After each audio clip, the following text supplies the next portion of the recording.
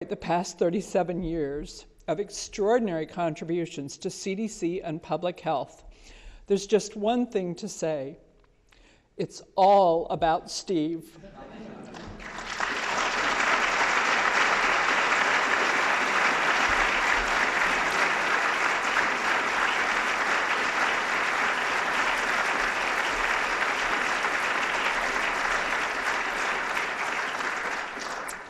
Wait a minute.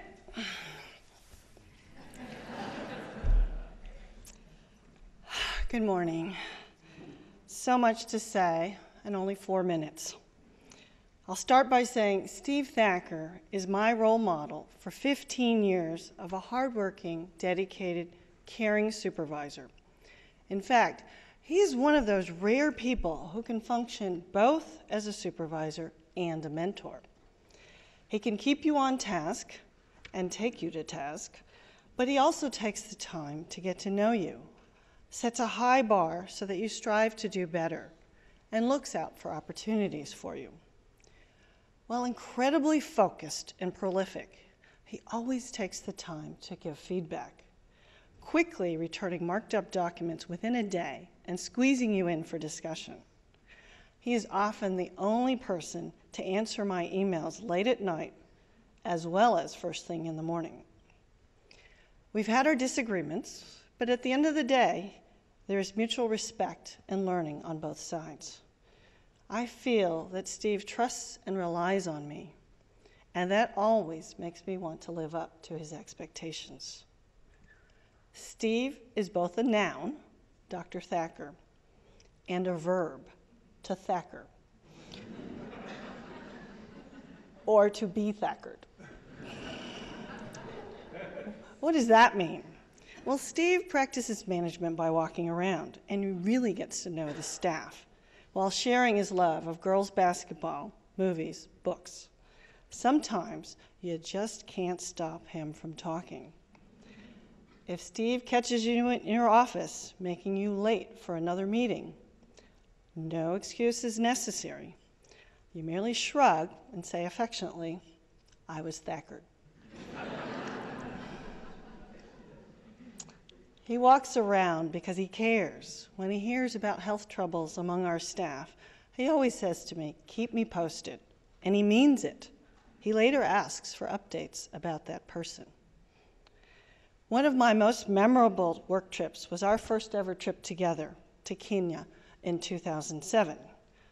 He said I needed more global health experience.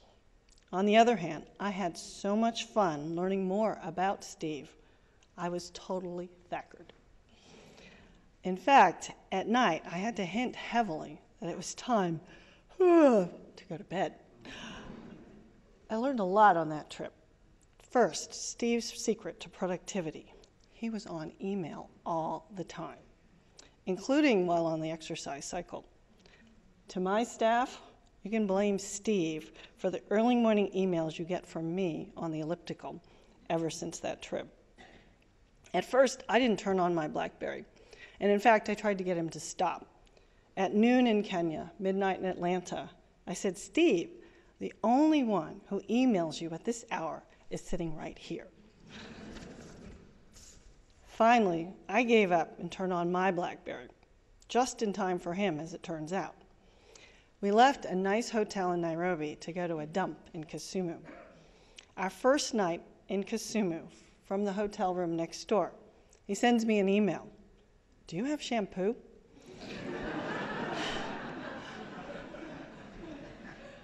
I thought to myself, geez, haven't you traveled overseas? But I emailed him back that I did and that he could retrieve it at any time in the morning. Always courteous, his return email said thanks, followed by, "Do you have nail clippers?"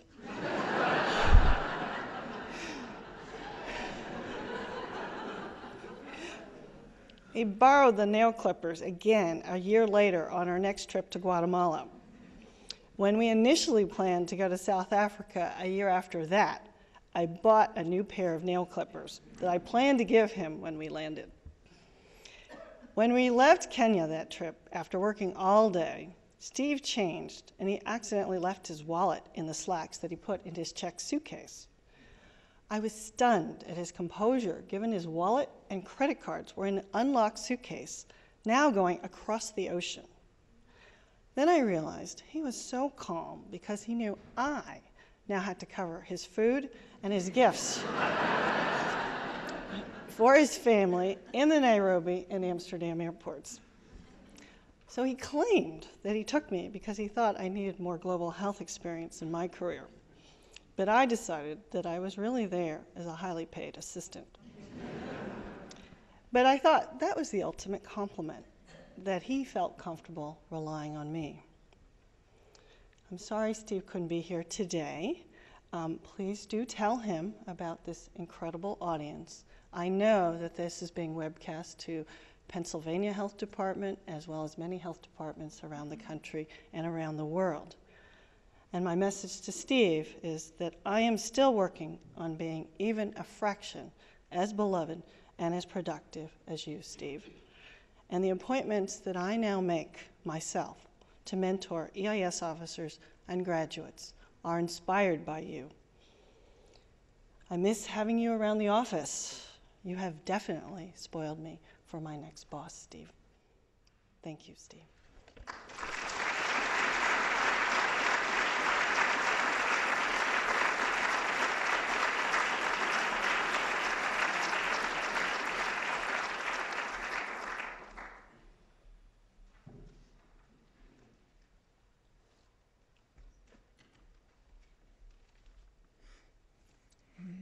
Wow.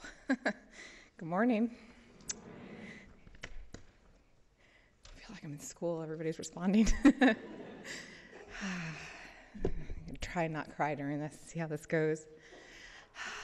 On behalf of my father, mother, my sister, and the rest of my family, I would like to thank you all for coming today. I know my father would have loved to have been here, but unfortunately, in the last 48 hours, the disease has progressed and moving him is just simply no longer an option. We very much appreciate so many of my father's colleagues and friends coming here to celebrate his life and career. You are truly all his friends, not just his work colleagues. I would also like to thank Dr. Frieden, Dr. Fraser, Claire, and Denise for your kind words today, as well as everyone else who contributed to the video. I would especially like to thank Dr. Koo for not only her comments today, but the dedication, love, and respect she's shown for my father during this time and the effort she's put into planning today's program. Finally, I know my father would be very disappointed in me if I didn't also thank the photographers and media team for the video they put together. And the longer version we will be taking home as a keepsake, which we will cherish for years to come. I know this ceremony is actually much more than my dad would have asked for. He always said he wanted his last day of work to be just a normal one. Wake up, go to the office, have a normal work day, then pick up his briefcase and head home like nothing was different. In some ways, he did actually get that. The awards you all are bestowing on my father's name mean a great deal to us as a family and simply cement in so many ways simply cement what so many in this room already know, that my father lives and breathes public health. He is a man of unusual humility and modesty. The CDC library is exhibiting my father's CDC memorabilia at the moment, and I thank them for that. He loves to read, and that proof is easily seen at our home, where we have our own library of books, as some of you know, which he has collected over a lifetime. The book that strikes me for this moment, though, takes me to my childhood.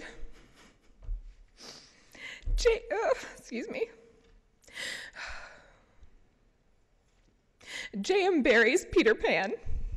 We all know this story. Or we've at least seen the movies.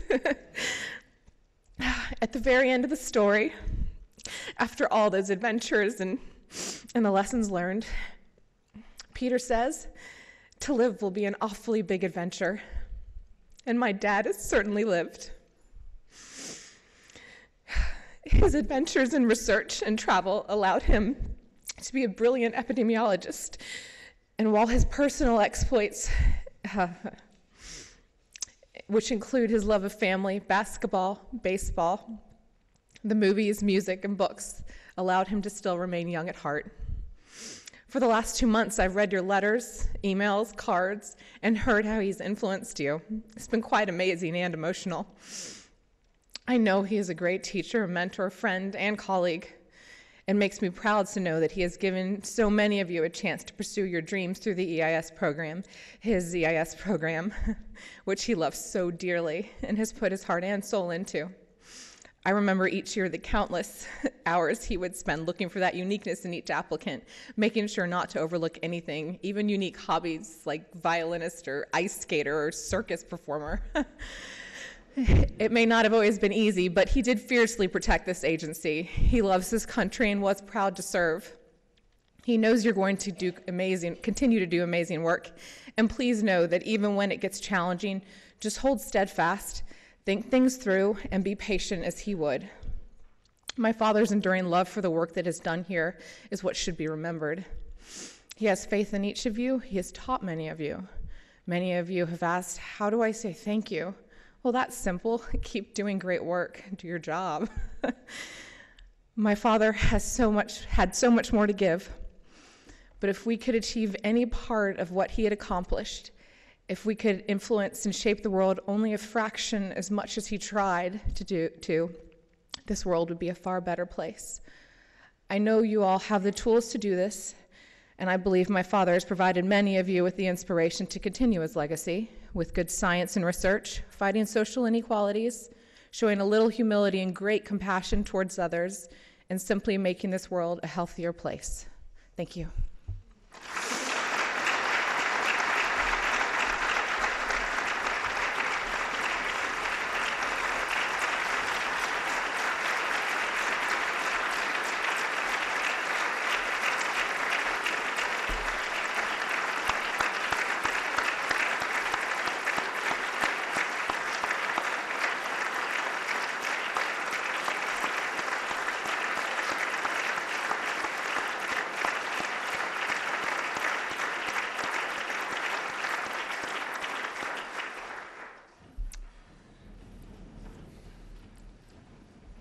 Much of what CDC is today is a direct result of Steve's work. Surveillance systems, the community guide, EIS, as it is today, the MMWR and its expanded state, and far too much to list. In every position and in every one of the crucial roles he has played, he champions the use of science. Science in the service of action, science in the service of service.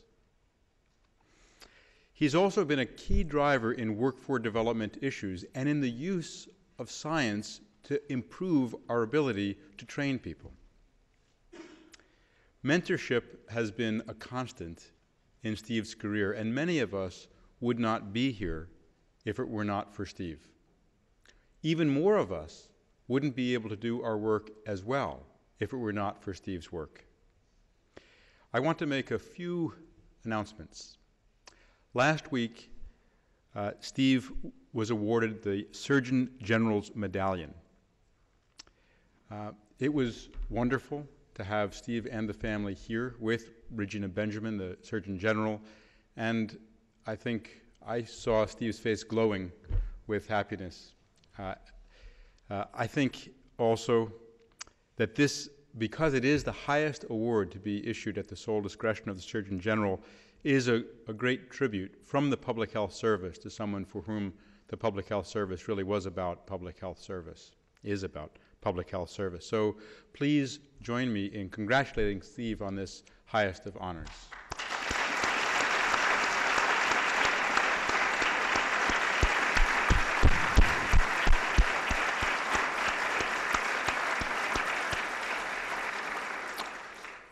We've also established 2 CDC awards in Steve's honor. The first is the Stephen B. Thacker Award for Social Justice. This will be an annual award to honor those who make the best use of science to identify and address inequalities in health or healthcare, or to evaluate interventions that address these inequalities and promote social justice. Now, the first recipient of this award, in recognition of his long-standing focus on using science in the service of people in the U.S. and around the world is Steve Thacker. The actual award will be presented later, but again, please join me now in congratulating Steve on this honor.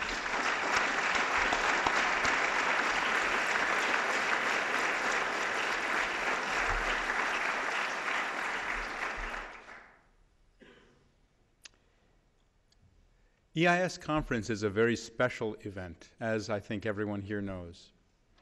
It is the drawing together of people throughout the CDC community. And Steve has been central to this conference for literally decades.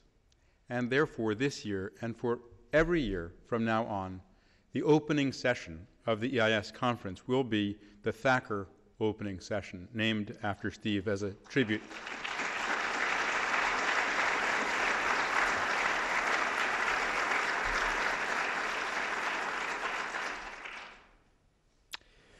We've also established a second award, the Stephen B. Thacker Excellence in Mentoring Award. This is created to recognize Steve's longstanding commitment to mentorship. It honors an individual who's an inspiration to the EIS community and who exhibits unwavering commitment to the EIS program, officers, and alumni through excellence in applied epidemiology training, what I like to call interventional epidemiology, mentoring, and building public health capacity. It will be presented at the EIS conference at the conclusion of the Thacker opening session.